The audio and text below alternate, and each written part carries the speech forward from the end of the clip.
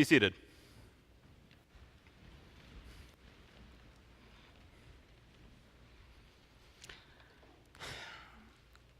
Little children don't really seem to have any sense of shame.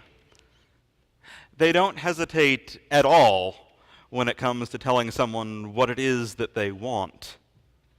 In fact, they will often repeatedly make their desires known until they have been fulfilled. A cousin of mine once decided that she wanted to play a game with me when we were both at my parents' house one Christmas. And she did not stop asking until we were both sitting on the floor and playing that game. She asked repeatedly, and when faced with no success, would just wander away for a short time before returning to make a fresh attempt.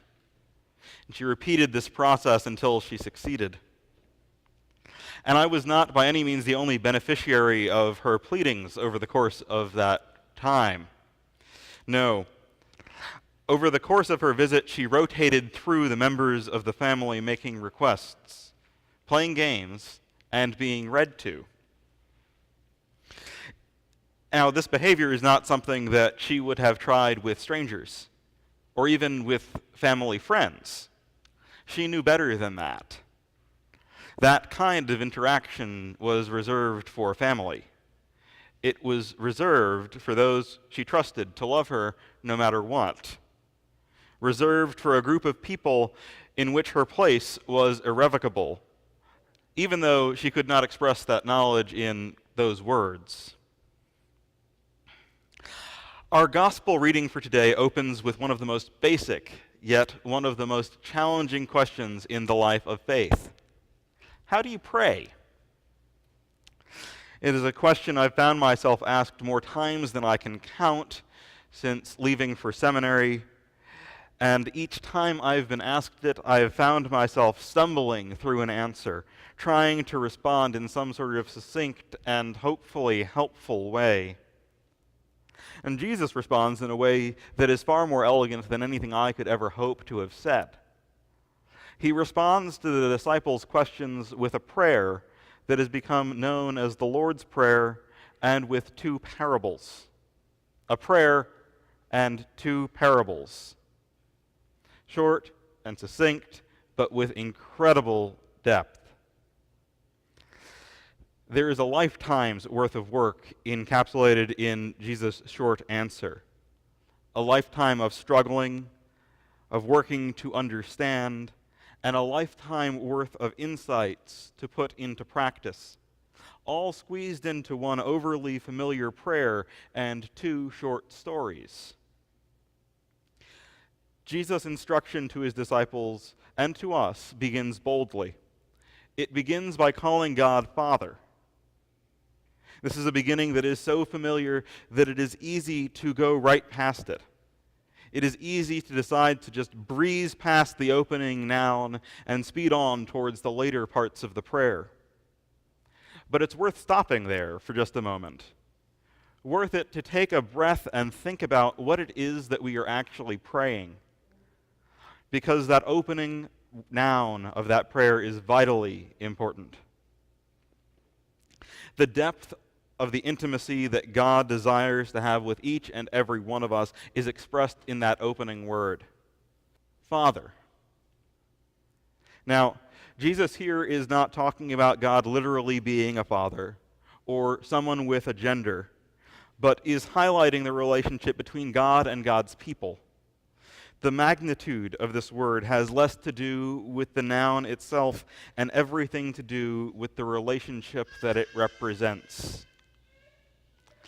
The beginning of the Lord's Prayer calls us to relate to God not as some faraway being, not as some being whose power distances us from God, but as we relate to our parents or those who filled those roles for us in our lives. This prayer calls us to relate to God as one who, while powerful and almighty, desires that we come with the trust that a child has for her mother or for her father. We are called to relate to God in our prayers and thus in our lives with an intimacy that we reserve for the closest members of our family.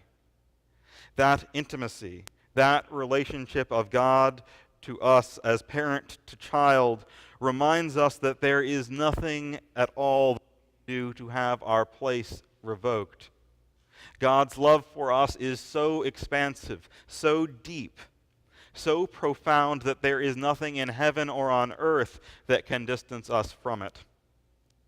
In calling God Father, we relate to God as children who know that we are loved, who know that we are safe, who know that our talk will not be too much.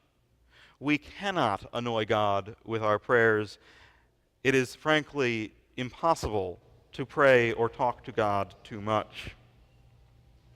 That first short story that Jesus tells helps to reinforce that message and to reassure us that our communications with God, no matter the frequency or the hour, do not go unheard. And so if you will allow me to retell you that parable, but with a bit of a twist. An individual once came to his friend for help in the middle of the night. It was in the middle of winter, and when the doorbell started ringing, the friend began to stir. But it was warm and comfortable in his bed, and so he went back to sleep. Again, the doorbell rang. This time he woke a bit more, but went back to sleep all the same. Outside, our protagonist is cold, and he's getting worried. The stores were all closed, and he had nothing with which to feed the 6 members of his family who had come into town for an unexpected visit. He wanted more than anything else to be a good host for them, to offer them something to eat. He would have taken them out for a meal had there been anything open, but it was well past midnight, and all of the stores and all of the restaurants were closed. And so he stood outside that door and thought about giving up. He didn't want to bother his friend. He didn't want to test the bounds and the extent of that relationship. And he found himself wondering if he would eventually get his food, but in the same hand lose his friendship. But he put those thoughts out of his head and decided to try knocking on the bedroom window instead. And this time the friend stirred and was able to give him what he needed and more with a smile. The hour did not matter.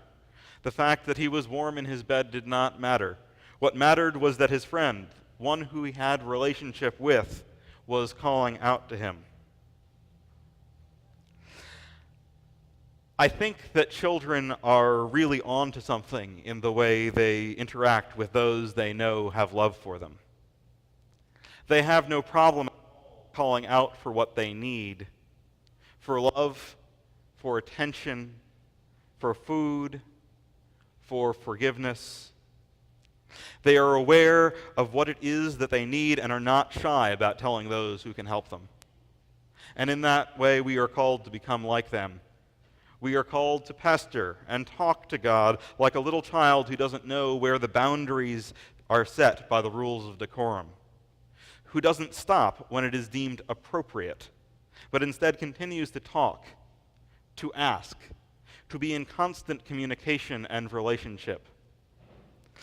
Because, my friends, it is in that constant communication, that constant relationship and constant reliance on God that we are transformed, and it is that relationship and transformation that God desires for each and every one of us.